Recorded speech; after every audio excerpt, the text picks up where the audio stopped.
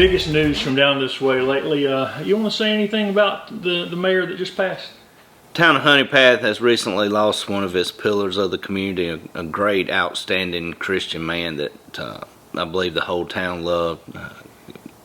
Lawless Myers was a lot of things in this town. He was mayor, he was a councilman, he was a grandfather, he's a father, brother, a husband. Mama Jean passed away while I was mayor, and now Lawless is gone to be with her and his daughter Angela, and we just been praying for the family. We want to keep praying for the family. Special shout out real quick to Williamston Fire Department and Mayor Rocky Burgess allowing us to use one of their ladder trucks to drape the American flag across the road for the full fireman's burial that happened on the previous Sunday here. Lawless meant a lot to me. He mentored me some. Real good friends with his grandson and some of his other family members. It's a tremendous loss for the town. It's a tremendous loss for the family, and we're gonna miss him. So planning committee's got some excellent events and activities coming up. Of course, we'll have our Easter egg hunt Saturday before Easter. Okay. Honey Soppin this year, we are going to move it to the spring this year, and it'll be back in the fall starting 2023. I don't know if you're familiar with it. It's a neat little contest between citizens where we use a biscuit provided by one of the local restaurants and some local honey. And once you eat your biscuit and you're able to whistle afterwards, you're the contestant, you're the winner. So looking forward to that on April 22nd and 23rd. Most of the events will be happening on Saturday the 23rd. Some live music and cornhole tournament on the 22nd that night, starting Friday evening. So looking forward to that. Got a lot of time and effort invested in it. I hope people show up and have a good time. We got some great entertainment coming. Looking forward to it. So people wanted it. People asked for it when I was running for mayor. So we're trying to give them, what we can back to the community. There is some movement on several issues that we have in Honey Path. The Chicola Mill site, we got some good movement on that, I think. Hopefully have some construction crews out there by the end of the year removing more C&D. Trying to get some more movement on the mill site. I think we got some great things coming, some plans that may come to fruition. A lot of people ask about the black cow. It has been sold.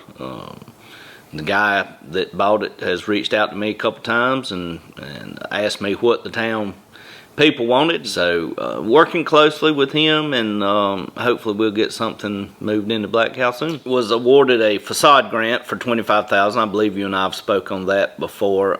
Still waiting on the committee to get together and present a vision for downtown and see how many business owners want to jump on board.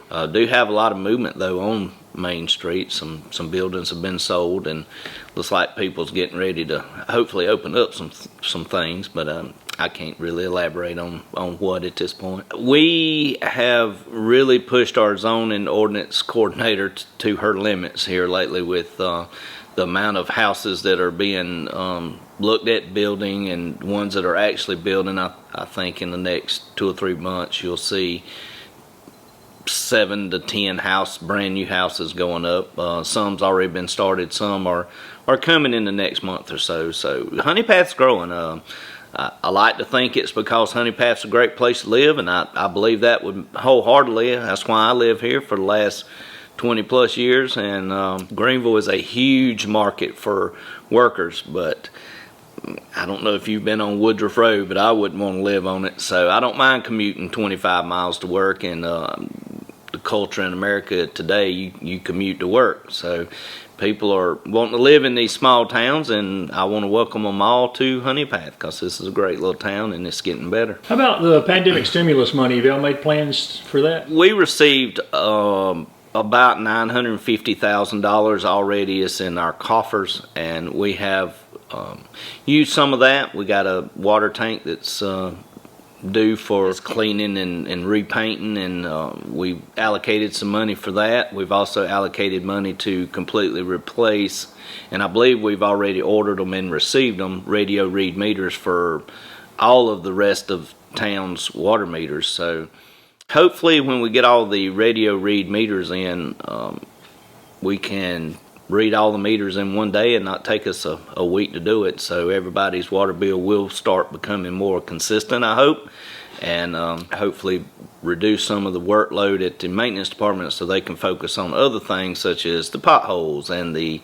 manholes and drainage, sewer drainage, storm drainage, excuse me, and things such as that. So progress is happening. We're moving forward, and hopefully if people will be patient with me, by the time my first term's over, they'll see even more changes than what they've seen already. But, yes, we definitely have room for growth with our water and sewer. Yeah, we got a lot of land around Honey Path, a lot of undeveloped land around Honey Path, and do have a couple of people interested in building some housing complex right outside of town, and some interest there in annexing some of the undeveloped land for housing, so we'll see. 5,000 is my number. If I could get the town to 5,000 residents, that opens the doors to more opportunities as far as a second grocery store or maybe some small appliance store or something like that. But that's what I keep hearing from places like Aldi and places like Little and things such as that. It says your town's not quite big enough. You get to 5,000, we'll seriously consider, putting a store in your town. So that's what I'm looking for, about 5,000. I wouldn't want it to grow a whole lot more than that, but that's where we're looking at. You mentioned roads. How are you fixed for the money to fix the roads you need to get fixed? I know there's different roads. I mean, there's state and municipal and county and everything else, but I think every municipality is facing the same struggle Honey Path is. There's not enough money there. And I don't think the citizens really understand that, a mile of road costs $1 million if it's a 2-lane. So repaving roads is really expensive, and the town's budget just don't supply that kind of money for road repair. Potholes, yeah, and things such as that. But the problem we got right now is manpower. Matt's crew is overworked, and they just don't have time to get out and do everything that I want them to do on a daily basis. So, but we're eating away at the elephant one bite at a time, and that's how you tackle something that huge. About recreation activities, I assume all the kids' stuff's in full swing. What about any plans for other kind of recreation for folks?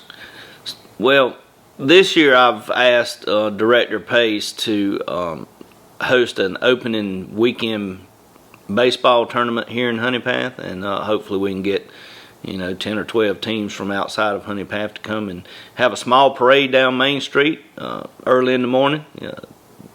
They think I'm crazy for suggesting that, but I tell you, if my kid's walking at 7:30 in the morning down the road in his baseball uniform, guess what? I'm going to be there. So I think it's going to be awesome if we can get it pulled together in time, and we'll have a small opening day baseball parade down Main Street to the rec department, and we'll have maybe a couple of days of a tournament for 8 and under, 10 and under, 12 and under, and girls softball. So we looking forward to that. Hoping we get that planned in time. A lot of kids sports here. Quick number.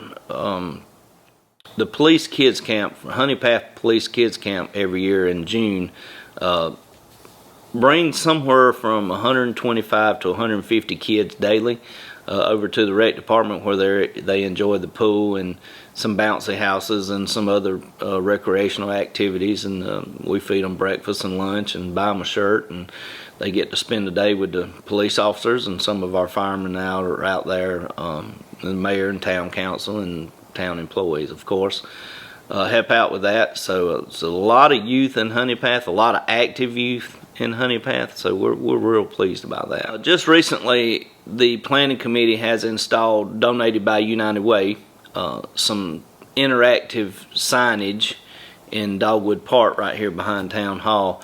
So it's a way to not just enjoy the park, but enjoy the park interactively with your kids. Each sign has a different activity or something on it. I've yet to get down there. They've just completed putting up the signs. I plan on going down, walking through the park today at some time and seeing what a great job they done, I'm sure. So we're working on our parks. We're trying to get them, you know, usable, more usable, I guess, and user friendly. So more activities there. So again, the planning committee has started Food Truck Fridays, and not to take away from local businesses, but we do want to offer a little something else if people want something new to eat. So and they set up right here behind Town Hall, between Town Hall and Dogwood Park, and it's every Friday. I think they start around 11 and usually stay till they run out of food, which is usually before the time they allotted to leave. So people are really patronizing these food trucks, and it's some income for the town as well with business license. It's going well. Do have some pushback from some local businesses, and I understand that. And we're going to look into promoting our local businesses a little more heavily on social media presence, and see if we can't get the town to grow a little bit, and that'll help everybody. Greg, I'd like to mention the retirement of one of our council members. Mr. David Fields has resigned.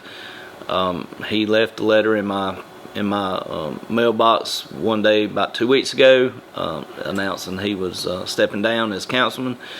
We've reached out to Anderson County Election Commission, and we're working closely with them to get his vacancy filled, and hopefully that'll go smooth, and somebody willing to work like Mr. Fields did and be very active in the community as Mr. Fields was. Maybe we'll get somebody can match his enthusiasm and his energy level to fill that spot. And it'll be listed in the Chronicle soon, coming up, Belton Honey Path Chronicle soon. We feel like the Belton Honey Path Chronicle services this area as good as any other paper, so it is a Honey Path election. It has to be a town resident in Ward 2.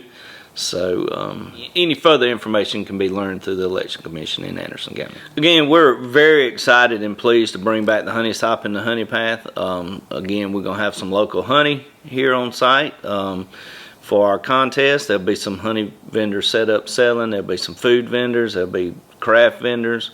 Like I said, we're going to have a cornhole tournament on Friday night. We're going to have some live music or DJ on Friday night, I'm not sure. Live music definitely on Saturday. I think the festivities start around 10 a.m. on Saturday morning, go to about 10 p.m. on Saturday night. I've reached out to several local celebrities and politicians to come and help judge the contest. We're also looking to have a hash/stew cook-off, which I will be entering myself. So y'all come on out and have some food and see who wins all these contests that we got going on. But want to encourage people outside Honey Path to show up, and we just looking forward to it. Been busy planning it, and think it's coming together nicely, and should be wrapping it up this Saturday with our last meeting before the Honey Sop. So with the planning committee, of course. We're just looking forward to it. So come on out and support us and have a good time and listen to some great music.